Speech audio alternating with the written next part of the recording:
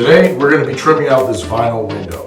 We're going to start with a jamb extension detail that fits right inside of our drywall return. Then we'll go over some basics that make our casing trim look just right.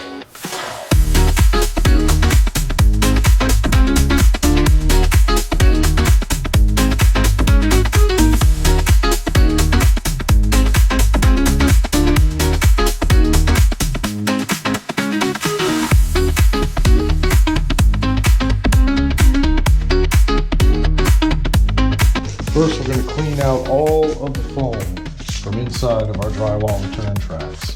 Any dirt, debris, anything like that's got to come out. Then, as you can see, we've got these screws that protrude proud of the actual vinyl window that we'll be setting our jambs to. That's the reason we're going to have to take a 1/4-inch rabbet off of the back of our jamb material. Now that we've got the trenches all cleared, it's time to take some reeds. So, we just want to go past where the jamb on the top and bottom will expose. 47 7/8, and likewise on this side. We're going to be using 1x6 poplar, and that should get us just proud of the drywall. At which point we'll scribe our jambs and rip them down to be flush. So we head over to the miter saw, make sure it's set to 0, make sure that we're nice and plumb this way, get our material, make our marks and our cuts.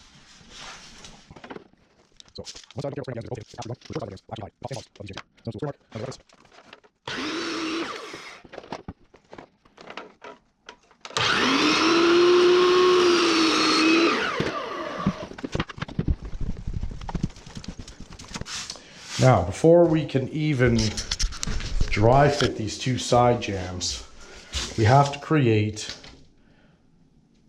a dado where this piece of the drywall return goes, and a rabbet to make sure we're sitting inside there but aren't being held up by those screw heads. So, as you can see, we've got an old piece here that we cut as just a template. There's a little clearer view of the dado and rabbet, and it'll fit inside there just like that. Now we could increase this a little more to get it to sit tight to the back of that channel, but I'm not worried about it. By the time we shim this, we're pinching that drywall return, and it leaves us with enough meat on this side of it, that we're clearing the, we're not interfering with the operators, and we get a nice finish against the window.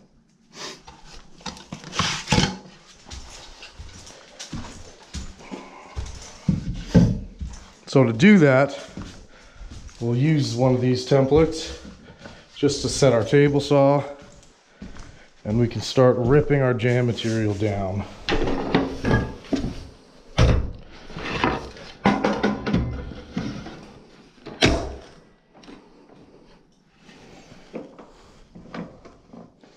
That's about the depth we want for our dado, and we're just going to sneak this saw over. And look at it from here for a better view. See how the blade is riding tight to the one side of the dado there? That's what we want, at least for our initial pass. So, now we pick which side we want to be against the window. I am scribing probably about 1/2 inch off of this. We'll keep the green side going against the window, and that gives me that side and that side to the window.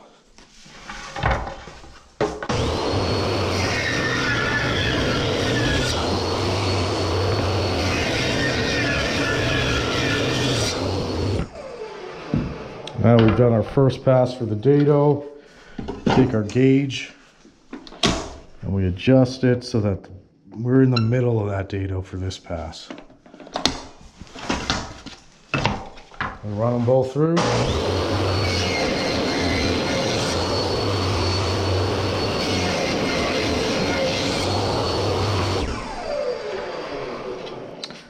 Bring up our gauge again. And this time we're sneaking it over so that the blade is tight to that side. Move the gauge block and run them through again.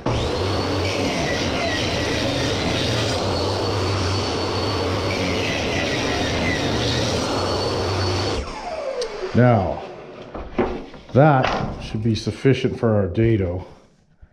It's got a bit of a warp to it, but once we work it in on that, get the air shims behind it, it'll be fine.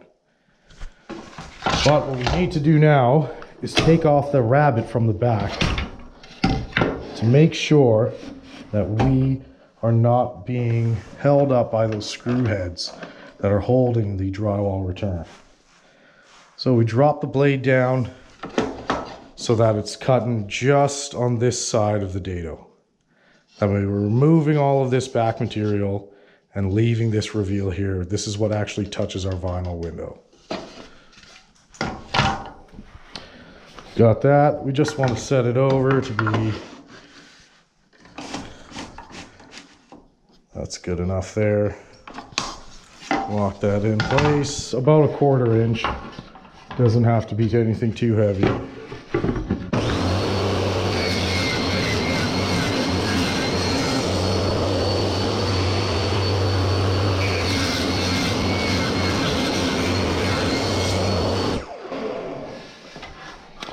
There you have it. That's the gist of what we're going for in terms of a rabbet and a dado. Now we're going to go mark it onto the window itself and see how it fits. So we do want to, again, make sure everything's clear. And we're going to have to create 2 little notches. So you see how we're sitting in there, but we're not completely tight to the window. We're going to make a little mark. Make sure you can see this. We're going to make a little mark up here so that we know it's hidden by the jam piece that'll be coming across here. And we're going to do the same thing at the bottom. Little mark there. Now we're going to place the other side and repeat that.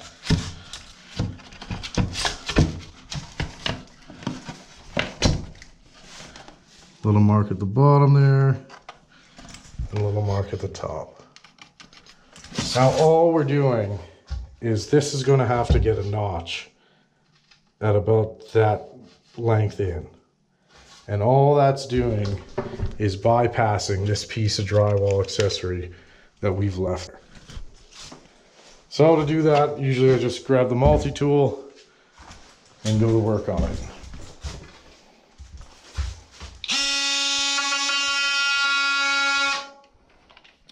Freehanding is fine, you just gotta be close.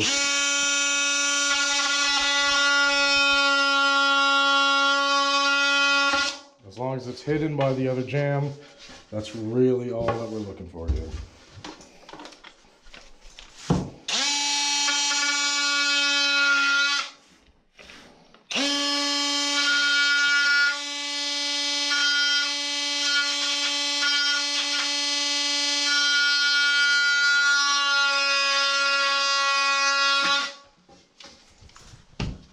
Just to show you what that accomplishes, fit this back on there, and now, as you can see, we are very tight to the vinyl.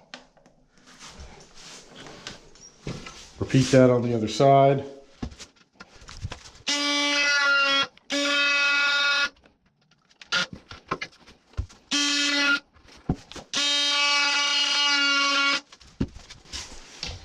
And we should have the same result, where we are now tight to the vinyl.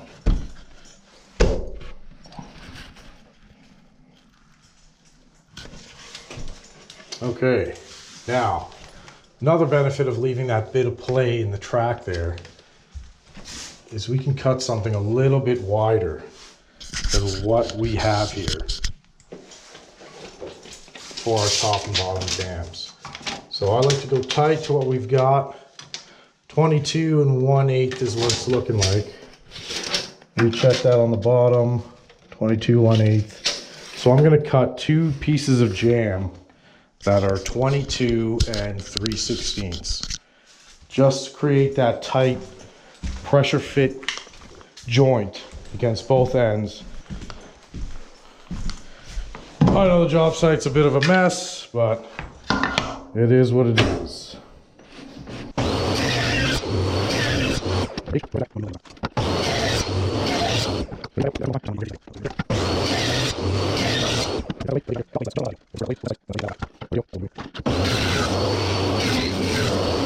And again, there's the shot of it.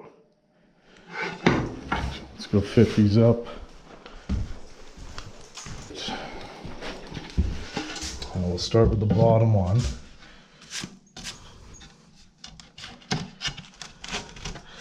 So that little bit of extra makes this nice and tight.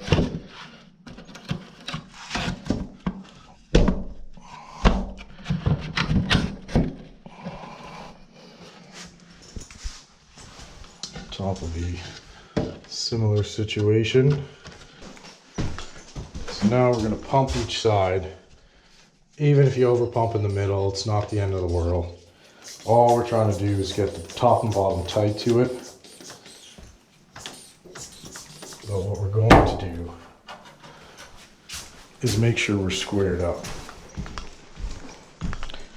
So we take a combination square, which is what I like to use for this. I'll set it to maybe 5, we'll say 4.5 inches. That's deep enough. And then we just adjust the pressure from the air shims. Keeps it nice and snug until we have it perfectly square, essentially.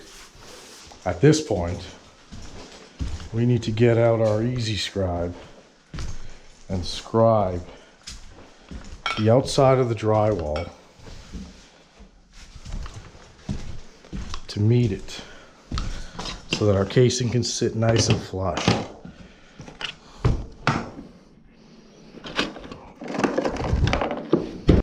So we set up our easy scribe for a nice flat scribe, and then we ensure that we're tight against that final window there. Got a bit of a rocking going on, nothing too major though. I like how my top's sitting.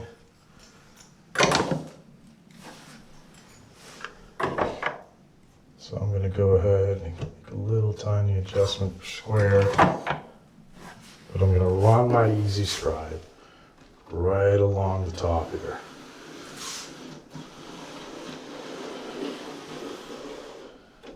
That gives me that nice square to the drywall, so my casing should be sitting nice and flat. If you come into some drywall that's sticking out, just get your knife out, shave it back. Like that'll mess up a scribe for sure. And we're just gonna take the median. So anytime I'm doing this, I'll go with a combination square after. Find what is the common measurement. And if it's drastic, we'll have to rip it freehand. But if it's uniform, I'll usually just set it to my somewhere in between the lowest and highest measurement that I can. Okay, combi square, easy scribe can go away for now. I'm gonna release the air shims. And then we're gonna take this over to the table saw. First, we'll start with this guy here. And come back for the sides. Let's see what our common dimension is to rip this off. So I don't know if you can see that, but there's a nice clean scribe line from the easy scribe. And that is flush to face a drywall. So we've got it up there, bottom marked out as well. We're gonna check it with a combination square, make sure we've got something uniform to cut off.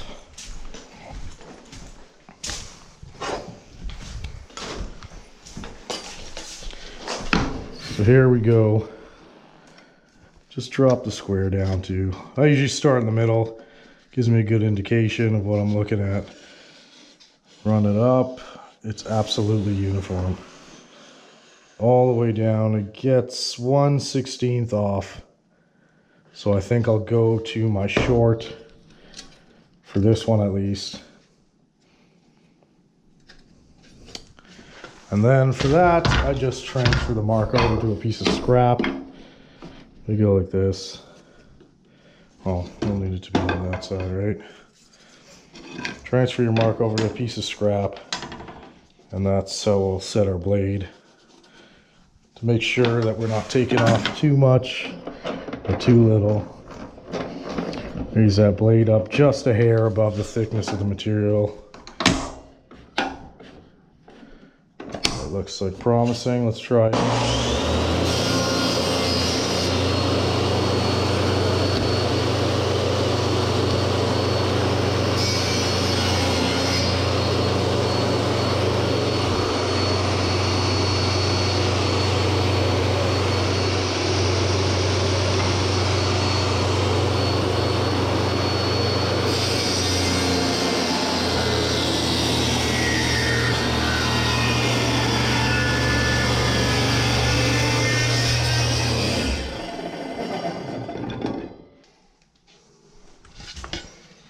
Top and bottom. Bottom's sitting pretty nice. Let's just check it with the combination. Yep.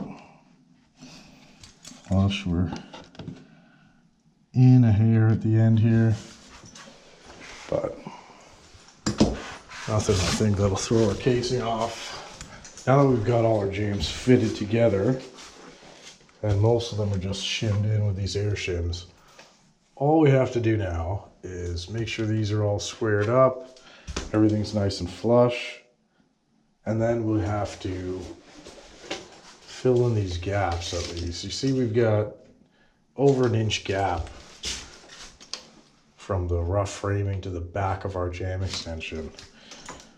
So we've got a bunch of 3/4 material lying around. Gonna pull the jambs. We're gonna get 1, 2, 3, 4, 5, 6 blocks in. That'll be our shim points, and then we can get the laser on the 2 sides, shim them straight across, and then repeat the process just for, I'll get 3 spots for the top and bottom, just to shim those in place as well.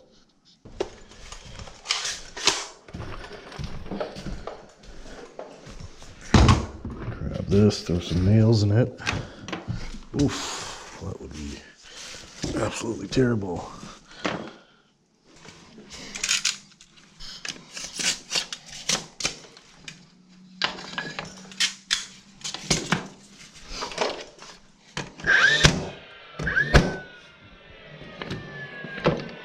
Definitely. Bottom.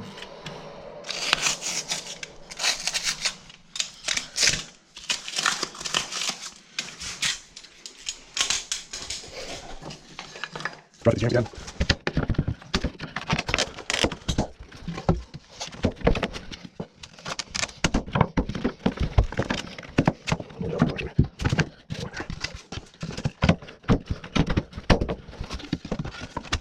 There you go. Set this laser line to the inside edge. Obviously, top and bottom looks nice and plumb.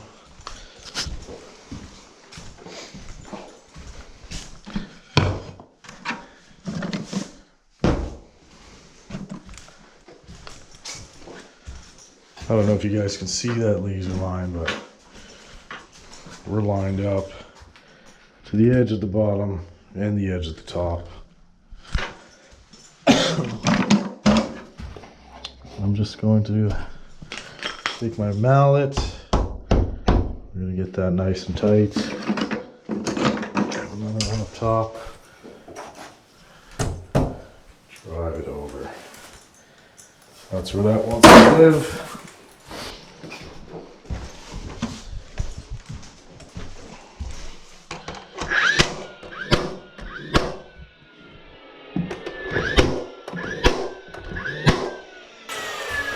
That's now we release.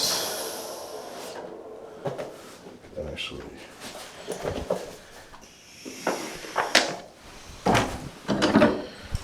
do it out a bit here.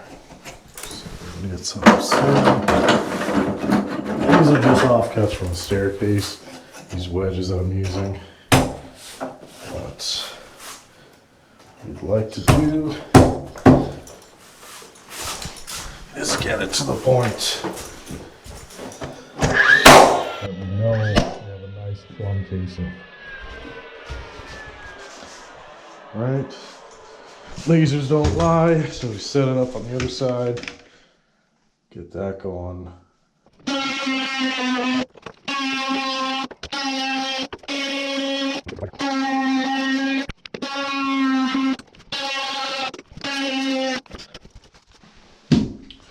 Alright, so for the reveal, we're going to set our combination square to 3/30 seconds. Now before we even mark this, first thing I'm going to do is take a sharpener to my carpenter's pencil, make sure it's nice and sharp.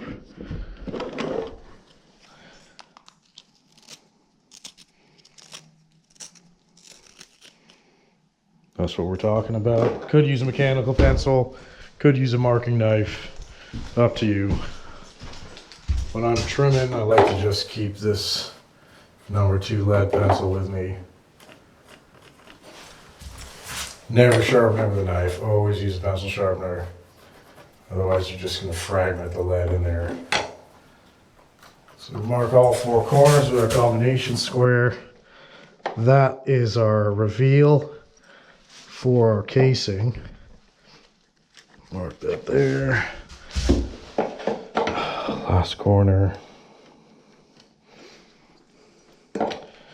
And now I like to measure end to end. You could measure the difference between and add. I usually just hold my tape at 10 on one mark, measure down to the other mark, which is 56 7/16. So I'm 46 7/16. We'll check it on this side. Hold 10 there. Measure down, make sure we're still on 10. 56 3/8 on this side. So we're going to go 3/8. And then across, same thing, 10 on one side. I'm going to be 22 7/16 up top. Check it again. We're going to be 22 7/16. So 22 7/16 for the top. 46. We'll go with 7/16 as well for both sides.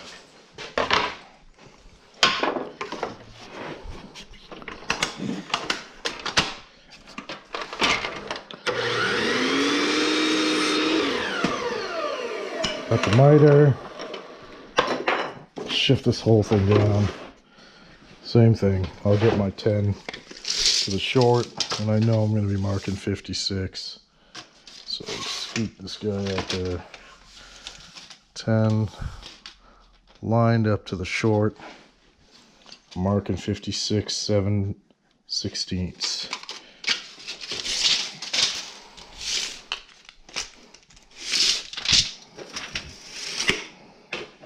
We're going to transfer that down there.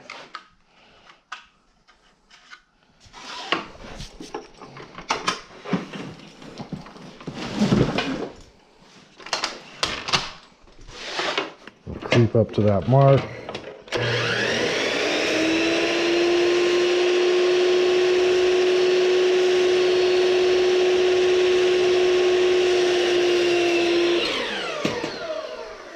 So one.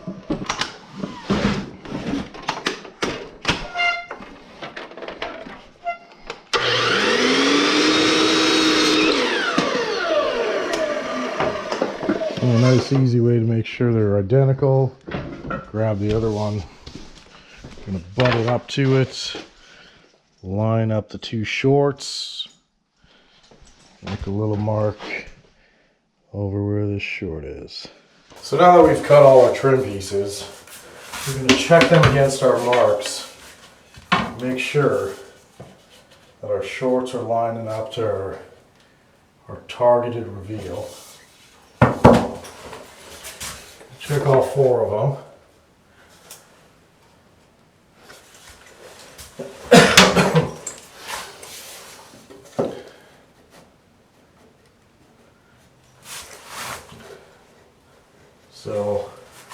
Right away, my side one is a little bit long. I'm going to make a mark and take it down. I suspect this side will be long by the same.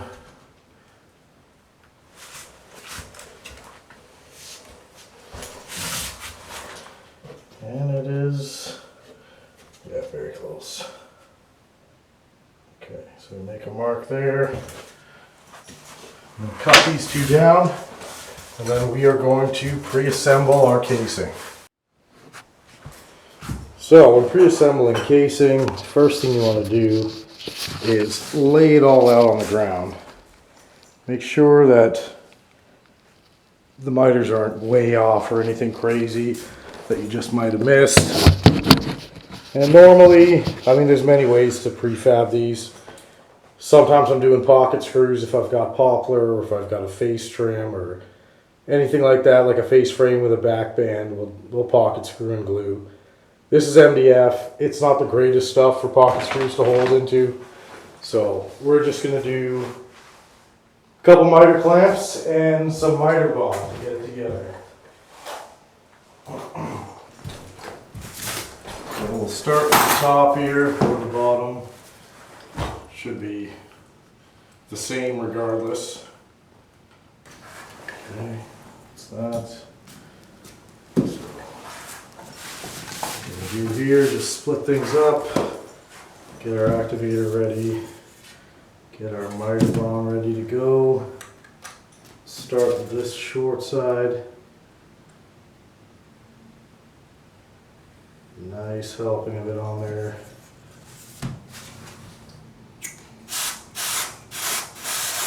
So that's, we press it together.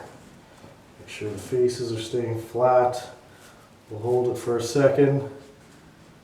Then we're going to get out miter clamps, column clamps, whatever you want to call them. And we'll just pin the corners just to give it that extra bit. And we're going to repeat that process in the top corner here. And then we'll go over to the other side and fit up the long angle. Whenever I'm doing this, I always miter bond the piece that's loose, just because it allows me to draw a nice pattern on there and make sure I've got a lot of contact happening.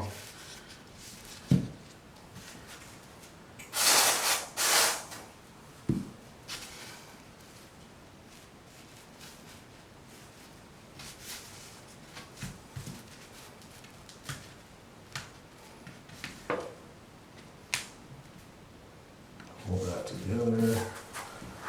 Another miter clamp out.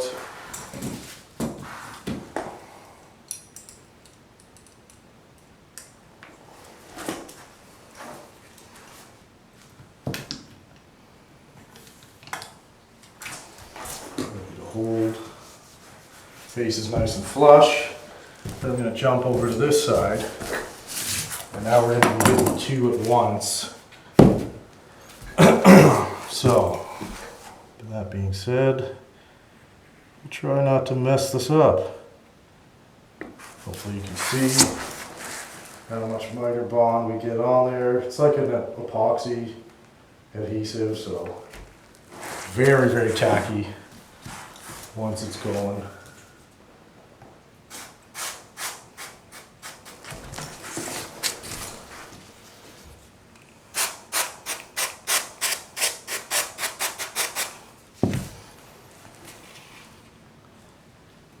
In place and start to fit them together just for a hold.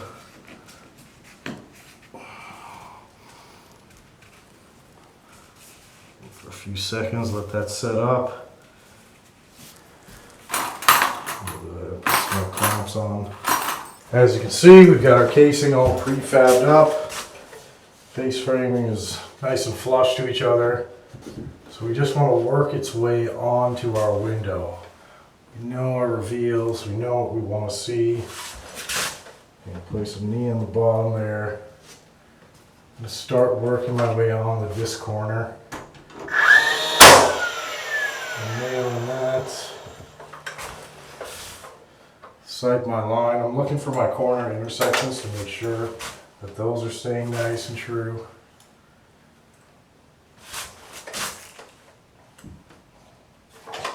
That's where we want to nail the bottom.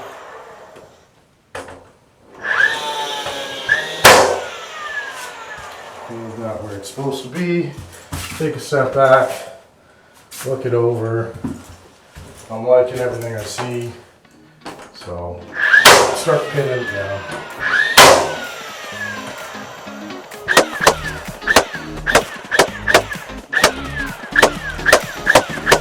Let's put it aside for now and get to sanding.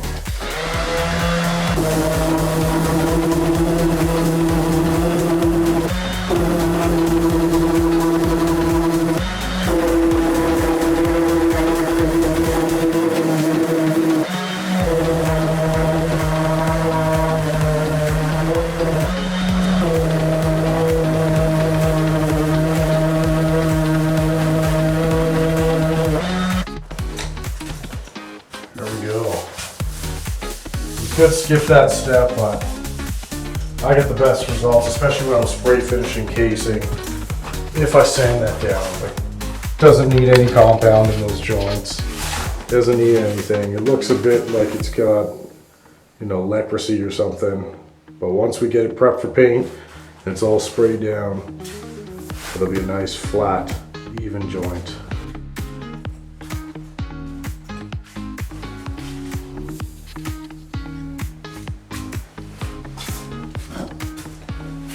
There you have it.